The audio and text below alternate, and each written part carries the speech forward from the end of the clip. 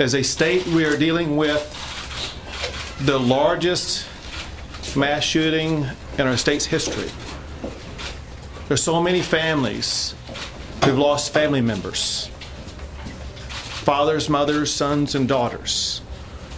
The tragedy, of course, is worsened by the fact that it occurred in a church, a place of worship, where these people were innocently gunned down. We mourn their loss. There are 26 lives that have been lost. We don't know if that number will rise or not. All we know is that's too many. And this will be a long, suffering mourning for those in pain. A suspect was seen at a Valero gas station in Sutherland Springs, Texas. He was dressed in all black. That suspect crossed the street to the church, exited his vehicle, and began firing at the church. That suspect then moved to the right side of the church and continued to fire. That suspect entered the church and continued to fire. As he exited the church, a local resident grabbed his rifle and engaged that suspect. The suspect dropped his rifle, which was a Ruger AR assault type rifle, and fled from the church.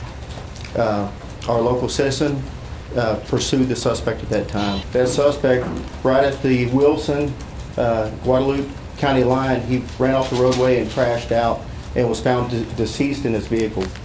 At this time, we don't know if it was a self-inflicted gunshot wound or if he was shot by our local resident. The suspect has not been completely identified. We believe he's a young white male, maybe in his early 20s. 23 found deceased inside the church, 2 deceased outside the church, and now one of them that was transported that was injured has deceased. We have approximately 20 that are transported local and in hospitals in San Antonio with injuries that vary from minor to very severe. We know the ages range from 5 years old to 72 years of age.